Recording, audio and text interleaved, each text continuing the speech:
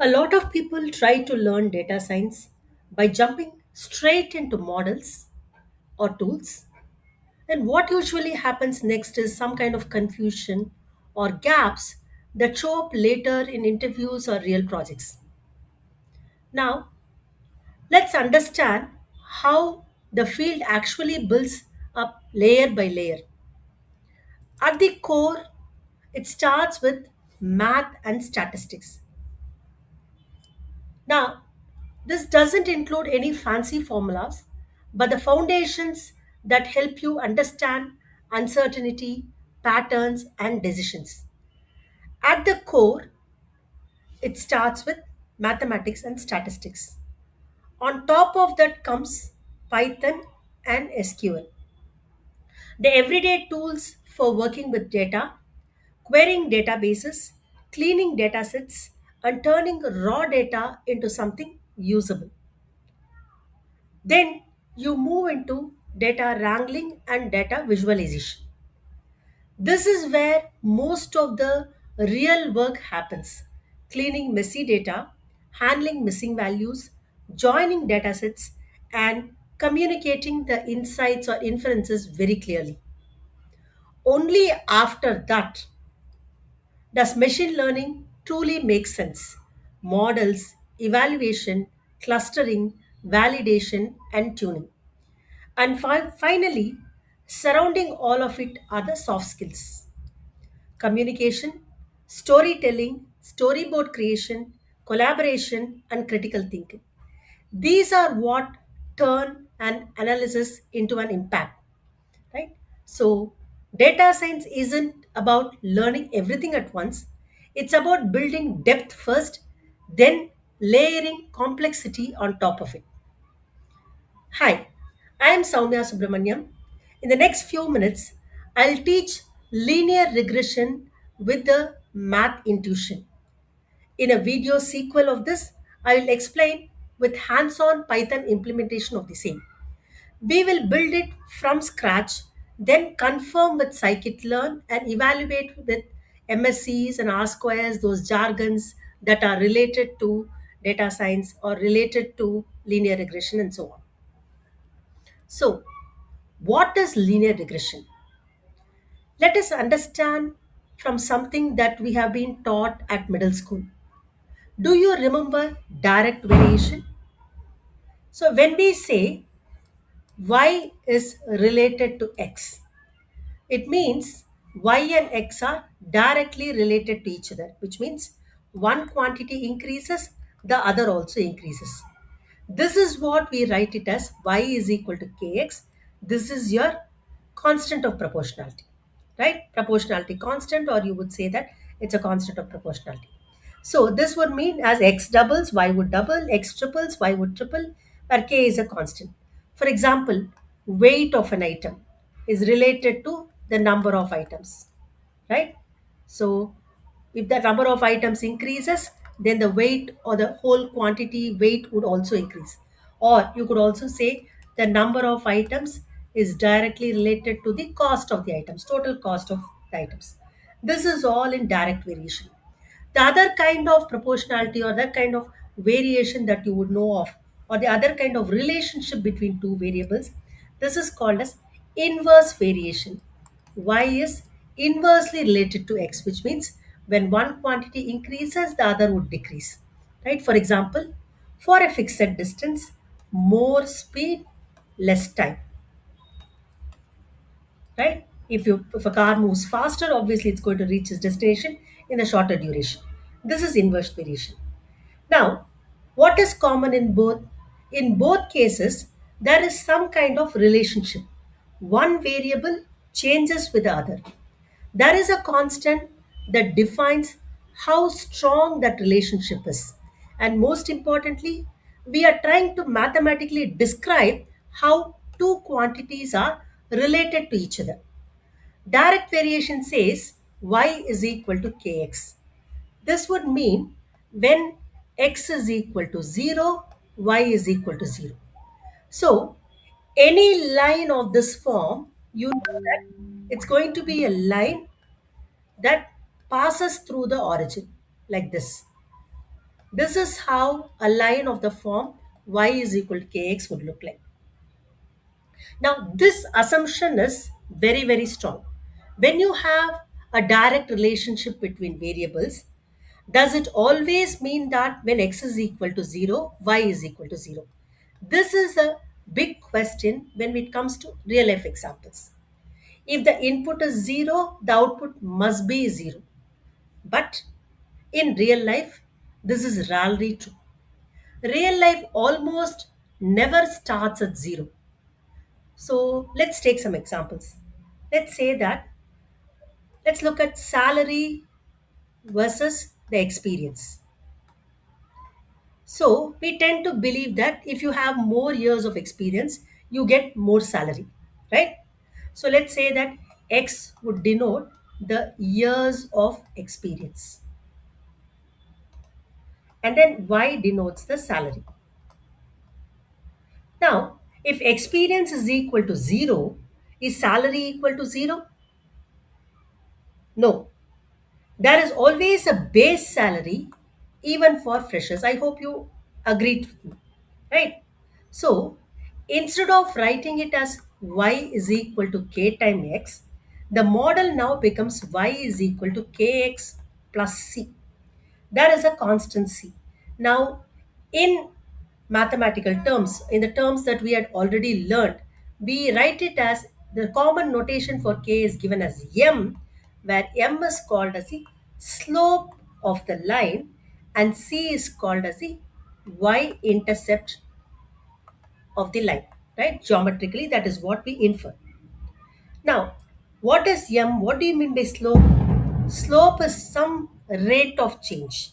That is, this denotes, with respect to the context that we are talking about, salary versus experience, I would say this m would denote increase in salary per year, right?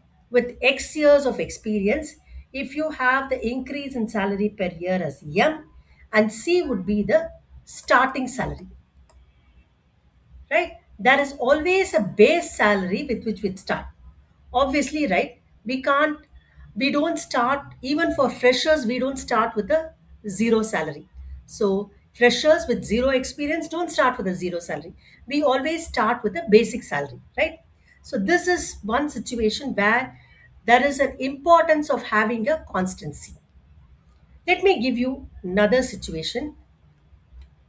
So, let me erase this. Another real life situation that you can think of is a taxi fare. So, taxi fare, when you are going to travel in a taxi, right? If you don't travel at all, it's not like they're going to charge you zero, right? So, normally, taxi fare, if you look at it, there is a base charge. Let's say it could be like $50, right? Base charge, plus they could say $10 per kilometer, something like this. This would be the total fare. Right. So fare can be written as, suppose the taxi you're traveling X kilometers. So this would be 10x plus 50. So even if you travel just 0 kilometers, you will still pay $50. Right. So this $50 is your constant C. This is your M, which is the slope, that is the cost per kilometer. So without this constant, right, 50 here, the fare would be just 10x, which means that if the distance is 0, fare is 0, which is not the case in real life situation. And also, for example, if you're looking at, the common example would be the study hours versus the marks. So let's say that you are going to change the x and y here. It could be anything, right? You can give any example to demonstrate what is your y is equal to 8 mx plus c. So I'm going to say, let's talk about the study hours and the marks versus the marks. So, if you study for 0 hours, do you get 0 marks? No, not necessarily. Maybe you get 20 just from class participation or guessing. So, marks would be equal to m times study hours. Some portion of it, some weightage is allotted for the study hours plus some base value, which is your constancy. That C captures some prior knowledge, the natural ability, your background preparation, and so on. Got it? So, without C, as we just saw, the line would actually pass through the origin, right? But then, when you have this constant C, your line does not pass through the origin. Rather, the line gets shifted up or goes down. It depends on what your constant is. Could be a positive constant or could be a negative constant. You have some kind of a y-intercept here. This y-intercept is 0, comma c. If c is negative, the line shifts down, and c is positive, the line shifts up. So the C has a very deep insight. This constant C has a very deep insight. This makes it flexible enough to fit real data. Okay, so what does this constant C represent? Everything affecting Y that is not explained by X. X is your here, that's multiplied by mx. So you have a c that is independent of x. So there is something that is not explained by x. That is called as a baseline level of y. So if you remove c, what are you doing? You are forcing the world to behave in a very, very strict way. Yes, linear regression allows the world to behave realistically. Linear regression is just the generalized version which says y is equal to mx plus c. We add c because real life has some kind of starting offsets. So, given such a model, we can always predict the value of y given any value of x. Am I right? Assume that you know m and c, you can always predict the value of y given the value of x. It is like solving an equation. What is y for some x? When say y is equal to 2x plus 3. Given x is equal to 1, you could clearly say y is equal to 7. Given a value of x, you can always find out the value of y using such a model.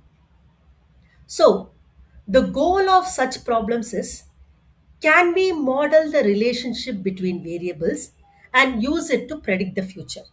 How do we exactly model that relationship to predict the future? Now, why am I insisting on that word exactly? As we proceed, you will understand this better, right?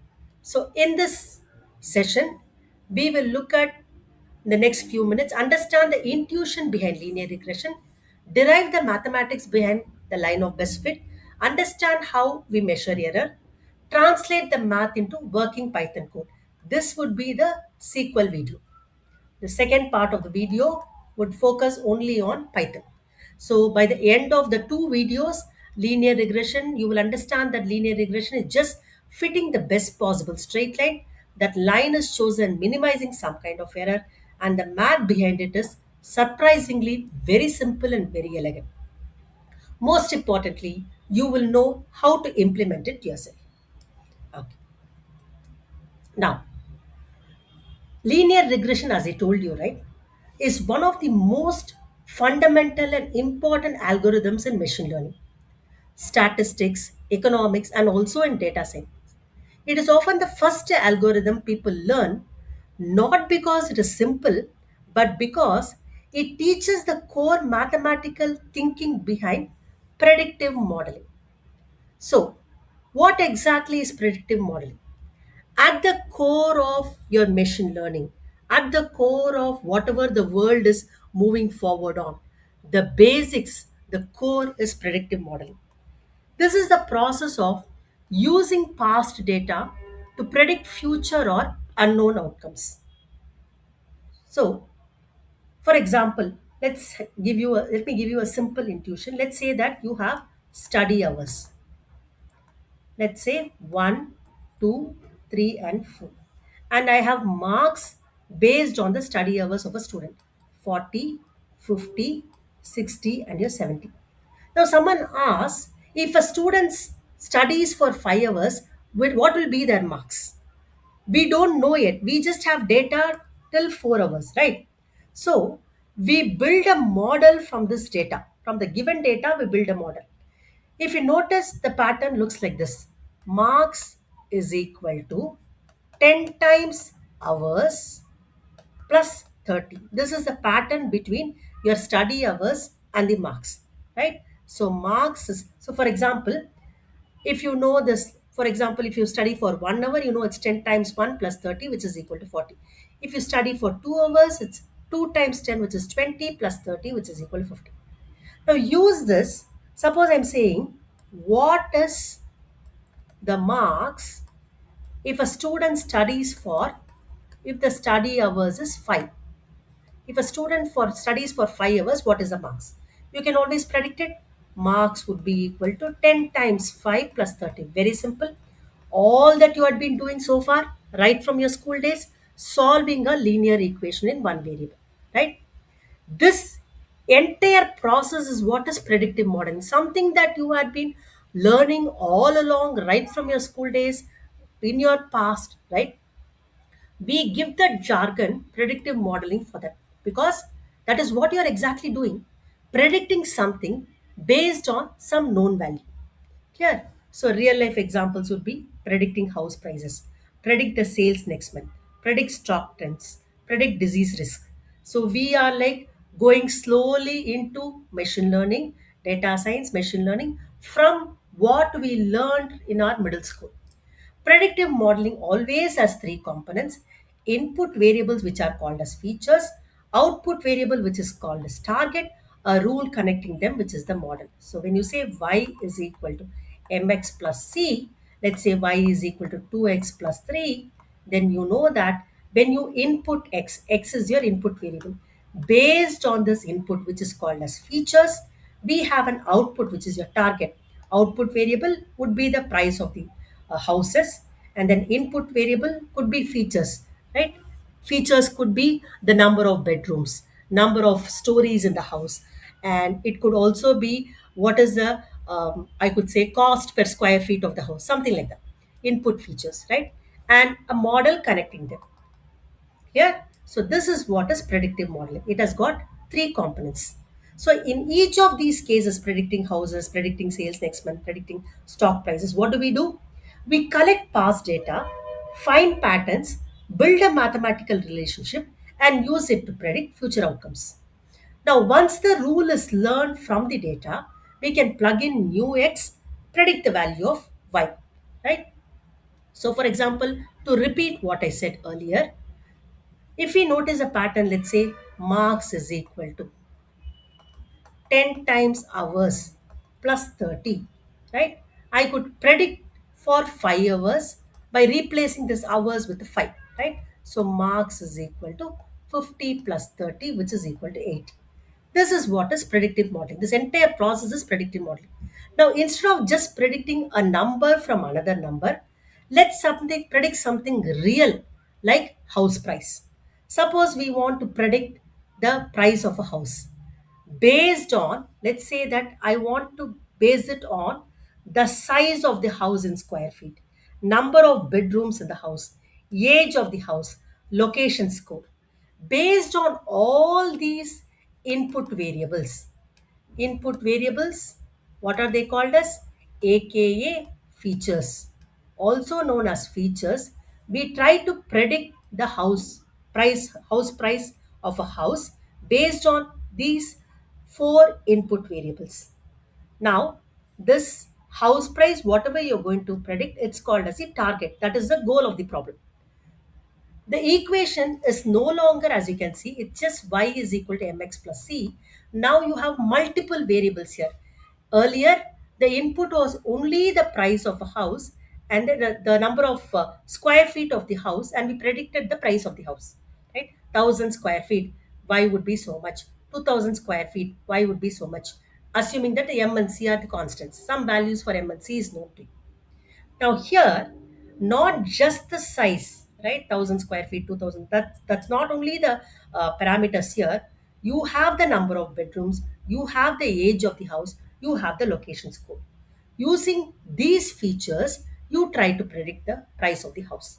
Here, now, as I always been telling you, this will not make sense without this C, because you normally start with a base price. No matter what the size of the house is, what is the number of bedrooms or the age or the location score, you would generally start with a base value. Now, what does your M1 tell you here? M1, all these are slope.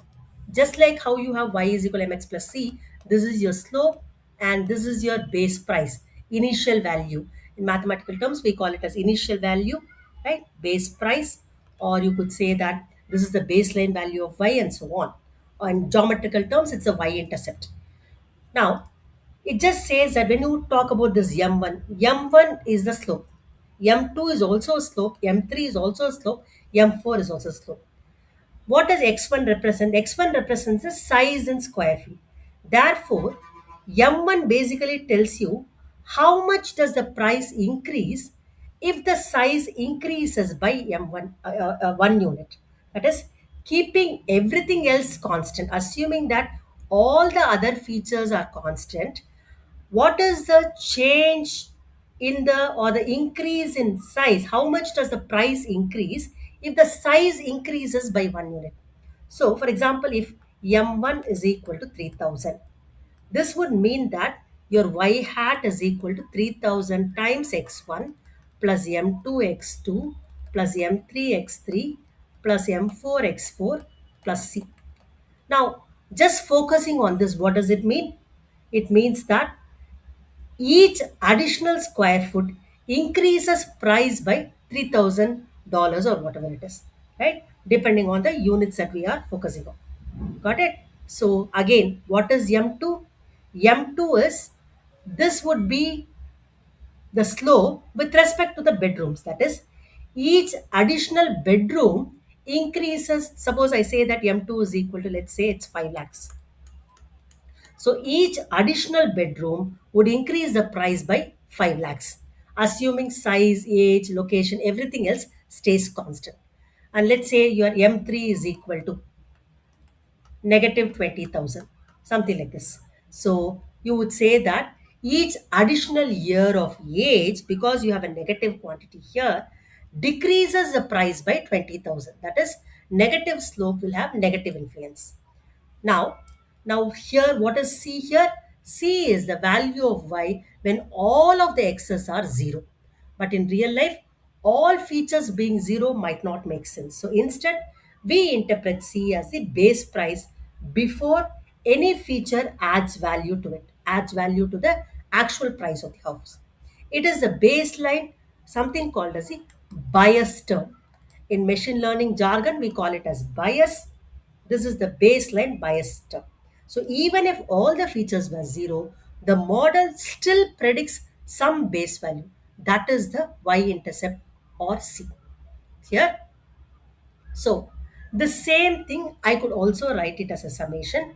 Y hat is equal to any predicted value, notation is given by y hat with a caret symbol on top, is equal to sigma I is equal to 1 to n of mi xi.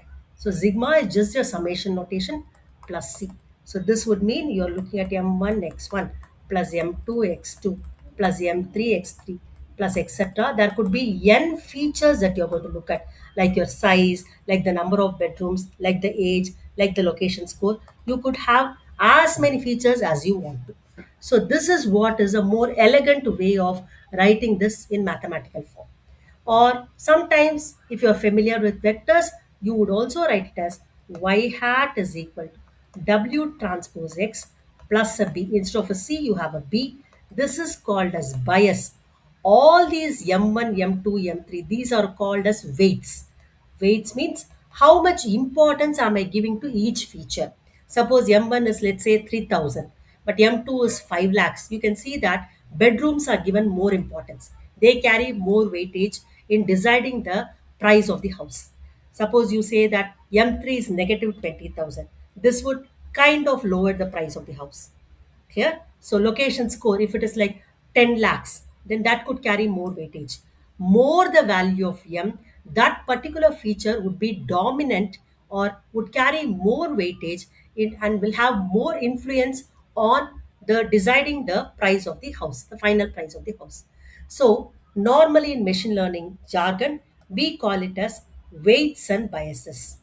The goal, again, is to find out a proper fit of the line of best fit. I'll look at it in detail as we proceed. Okay, clear till this? Now, In school, this is what I've given here. So in school, right, we saw slope as a single number, right? Y is equal to 2x plus 3. We know that this is a straight line like this. It will pass through when x is equal to 0, it will pass through 0 comma 3, and when y is negative 3 by 2 comma. So this would be the line, right? You know that it has got a positive slope, just a single number. The slope of the line is 2. In machine learning, we simply have multiple slopes, one for each feature. That is why you have your y is equal to m1x1 plus m2x2 and so on. So this brings us to the goal of linear regression problems. What does the goal say? To find the best values of m and c, that is your slope and your y-intercept, aka weights and bias. What is the best values of the weights and bias that minimize the error between the actual value and the predicted value? Now let's unleash this statement slowly. Suppose we have a data like this. Size in square feet is 1000, 1500, 2000, and I have price in lakhs is 50, 75, and 100. For now, I'm just taking the unit as rupees here, the Indian rupees, okay, Indian currency. So we assume a model y hat is equal to mx plus c. When you assume this model, let's say that we randomly choose m is equal to, let's say, 0.04 or something. C is equal to 5. Something like this we choose, then what would happen? Y hat, you're going to predict it, predict the price of the house. For, let's say, x is equal to 1000. When the size of the house in square feet is 1000 square feet, then what could be the possible price of the house according to this model? According to this model, you can see that y hat would be 0.05 times 1000 plus 5. Do the math and you would know that this answer would be 4 over 100 gets cancelled off. The answer would be 45. 45 lakhs is the price of the house when the size of the square feet is 1000 according to this model, where you have the slope to be 0.04 and your intercept to be 5. If you have it like this is what you have it as a price of the house, right? But what has happened here? According to this data, the actual price is 50 lakhs. So this y, we let's call it as the actual price. Actual price is 50 lakhs. You can see that there is some kind of error factor here. E is equal to y minus y hat, which is equal to 50 minus 45, which is equal to 5 lakhs. There is a 5 lakhs error factor here. What do you mean by this? On the graph, if you look at it, this line here predicts the price of the house with 1000 square feet, right? As 45 lakhs. 1000 square feet, it's going to predict it as 45 lakhs, whereas the actual value here. So if you look at this coordinate, it is 1000 comma 45 lakhs, whatever it is. And here, if you look at it, this is 1000 comma 50. Understood? Similarly, if you were to use this, you would get some value here. Let's say this is your 1500. This value could be lesser than your 75. It could be like 70 or something. You can do the math and check, right? And this value could be some value. Let's say I'm going to call it as A here. Let's call it as B something. Now this value would be 1500 comma 75. Clear? Now you can see that the predicted value, this is your predicted value is 45. 45 lakhs is your predicted value according to this model. This predicted value, you are drawing a line through all the predicted value. That line is called as the line of best fit. The line through all the predicted values, right? You find out the predicted values using this model. The model is y hat is equal to mx plus c. So this line is called as the line of best fit. I'll explain to you why it's known as the best fit here. Okay, so first let's understand that you have predicted value, you have the actual value. So predicted value in our case here lies below the actual. All the values, predicted values, as you can see, lie below the actual value. Actual values are above the line, right? So you can kind of say that the predicted value, which is your y hat, underestimates, or rather the model itself underestimates the actual house price. Clear? So this difference between the actual and the predicted value is called as the error term. This, as you can see, this error term, whatever I have written here, the actual value minus the predicted value, this is nothing but the vertical distance between these 2 points. 1050, 1000 comma 45. If you find out the vertical distance, it's just 50 minus 45. 1500 comma 75, 1500 comma a, that is 75 minus e. That is what is your y minus y hat here. So the vertical distance between the actual point and the line, it's called as the error value. And in data science terms, we call this defined through an error function. Whatever we call it as an error for a single data point, we can always say that for every data point, we would write it in general as EI is equal to YI minus MXI plus C. This is nothing but your predicted value. Understood? For every data point, you find out the predicted value, actual value minus the predicted value. YI is the actual value, like the 15 lakhs that we saw, and then your MXI plus C, which is your YI hat, is the predicted value, which is your 45 lakhs. Clear? Understood? Now, suppose I give you 20 data points. Let's say I have 20 data points, very, very randomly scattered. And then I'm asking you to draw a line. 20 data points randomly are here. There are some 20 data points. I'm asking you to draw a line. Now, you try to figure out if you can cover most of the points. I'm giving you this restriction here. Cover most of these data points and try to draw a line, right? So the way that you could draw a line could be like this. You could draw a line like this. You could draw a line like this. However you want to, you can draw a line, but making sure as much as possible you do some kind of trial and error to kind of figure out if you are going to cover all the points. So the line could be a steep line, the line could be a flat line, a line shifted far upwards, a line shifted downwards, and so on. All of these are mathematically valid lines. But the question here is, when it's just mathematics, I'm asking you to draw lines, then whatever you're doing is perfectly right. You are connecting the data points through a straight line. That's all. But in real life, you are going to ask this question, are these lines meaningful? No, because they don't respect the data. That is, using any random line, we cannot predict the value of y given a value of x. For any value of y, you can't predict the value of x. Because, let me tell you this, a line is defined by two parameters. What are the two parameters? Y is equal to mx plus c. The two parameters that define the line are the slope and the intercept. Nothing tells us which slope is correct, which intercept is correct for our objective. So the line could float anywhere. So, for example, if you look at this 1000 square feet, right? The data that we had earlier, 1000 square feet, we had it as 50 lakhs, right? This was the square feet, this was the price. And then you had 1500 square feet, and then the price was, the actual price was 75 lakhs. 2000 square feet, the actual price was 100 lakhs. Now imagine I choose some line whose slope is a positive slope, but very small. Let's say m is equal to 0.01, c is equal to 10. A very, very small slope. Then your 1000 square feet, if you were to do the math with this equation here, 1000 square feet would cost 20 lakhs. And then 2000 square feet would cost 30 lakhs. Some random slope and intercept if you take, this is what you would get. This would be a completely wrong scale. Or imagine, let's say that I have m is equal to 0.2, c is equal to negative, some random m and c. I'm sorry.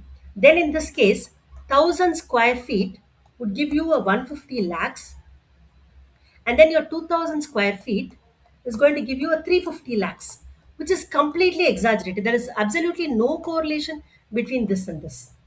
Both are lines, both are valid algebraically, but both are useless, right? Now using this, can we find out one model, so that suppose I'm going to say I want to know what is the price of the house given some 5000 square feet or 10,000 square feet. Each value of m and c is going to change that value, right? So the question now becomes, how do we choose the line that reflects the true relationship between the square feet and the price? Understood? So given any, so 5,000 square feet, it has to follow some kind of model, right? Some kind of structure it has to follow. I can't randomly choose a M, randomly choose a C, because every time I do it, it would be some kind of a random generation that's happening. And therefore, your square feet, for some fixed square feet, the price would vary, right? And it's not going to give you a proper estimate of the price. Whatever square feet you input, then it has to do some kind of calculation, give you a valid output. It has to align with this alignment with whatever is existing already. That is very important. So, like how we had earlier, right? When we did this, we had this mx plus c. We can't, so this is your 50, 75, 100. You can see there is a plus 25, plus 25. So ideally, what would you expect? 2,500 square feet should be 125 price, 125 lakhs. Here, this is what is expected. Look at the way that we are getting it. 2000 square feet itself is 30 lakhs here, which is incorrect, right? But your actual data, see this 70, 75, and so on. So in this case, if you look at it, the error between the actual and the predicted value haphazardly varies. There is not a uniform error that is happening between the actual value and the predicted value. It's like randomly varies. Clear? So this is where the question arises, how do we choose the M and C? How do we choose a valid MNC? How do we choose this in such a way that the error is very, very minimal? The goal is to minimize the error. So, what do you mean by minimizing the error? Okay. Let's look at it this way. Now, if you look at this here, I told you, right, the vertical distance between the actual data point and the data point predicted by the line of best fit, that is called as a residual, that's called the error here. Each residual measures how far our prediction is from reality, right? How far our prediction is from what is required actually. So if we ignore the residuals, we are ignoring how wrong we are. Minimizing the residuals means I'm talking about the error. Minimizing the residuals in English vocabulary, it means the balance, right? So minimizing residuals means we are adjusting the line until it is as close as possible to all observations. That is, ideally, what do we want?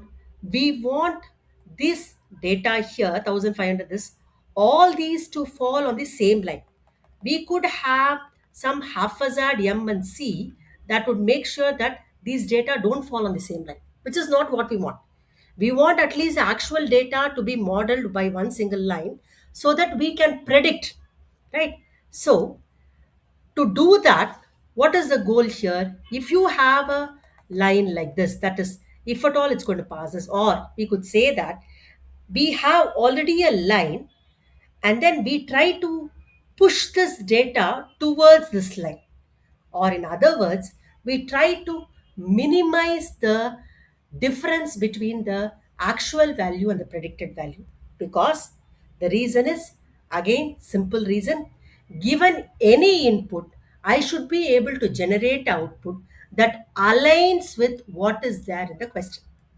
Understood? It can't be haphazard thing. I could not have a 3,000 and the price shooting up to, like, say, 500 or 700 lakhs. Then you work backwards, it's not going to work out, right? For any given price, there should be a proper structured model that's going to predict the output. Now, as you can see, there is a line here, y is equal to mx plus c, that is going to predict, given any input, it's going to predict the output. But the actual values are like this, and we want to minimize the errors as low as possible. So, in other words, we will try to figure out this line of best fit. Where do I put this line of best fit here so that the error is minimized? That is, should I shift it a little up? Should I shift it little down? Should I tilt it? Should I be inclined to the right? Should I be inclined more to the left? All those things are determined by M and C. Or in other words, how do I adjust the M and C so that the error is minimized? Clear? Do you understand this? So, minimizing residual means we are adjusting the line until it's as close as possible to all these observations. That is your actual data point. We are not trying to perfectly fit one point, we are trying to fit the entire data set. Now, I have given you only three data points. Imagine million data points. We will not be working only with a small data set. It's a huge data set. That's why we call it as big data. Big data analysis is what is happening, right? Huge data sets, millions, billions of points. So we have to tilt the line slightly. It may get closer to one point, but farther away from the several points. So what is required here? We want to achieve that goal. Make sure that line is as close as possible to most of the data points. It might not be possible for it to be close to all the data points, but as close as possible to most of the data points. In general, we are trying to minimize the total error, right? Not just one single error. That is not just the difference between one data point, predicted value, and the observed value. We try to minimize the total error. Minimization ensures, so this becomes what happens here. Minimization ensures that the total deviation across all data is smallest. It's kind of a global compromise. Without minimizing error, linear regression is just drawing a line. So with minimization, it becomes learning from data. So from what we started off with a single line, just drawing a line. Now we are having some purpose of drawing a line. What is that purpose? Purpose is to minimize the data. That is, it becomes learning from a data, respecting data and learning from it. So we now have two important terms here. One is the error function, whatever we saw now, which is otherwise called as a residual. And then we have something called as the minimization aspect, minimizing this error function, right? So geometrically, you can see that we are trying to minimize this vertical distance between the points on the line of best fit, also known as the predicted value, and the actual value. So it's minimizing the distance. That is, in fact, you are dealing with an optimization problem. So when you have 2 points here, I have a line here, right? I would want to minimize the distance between points. Let's say this is your point x1 comma y1. So x2 comma y2, x3 comma y3. The distance, this is your point x1 comma y1 hat. This point would be x2 comma y2 hat. This is on the predicted line. This is on the line of like best fit and the predicted value. This distance has to be minimized. So distance, you know, it's square root of x1 minus x2 the whole square plus y1 minus y2 the whole square, and so, right? This is how you find out the distance between the 2 points.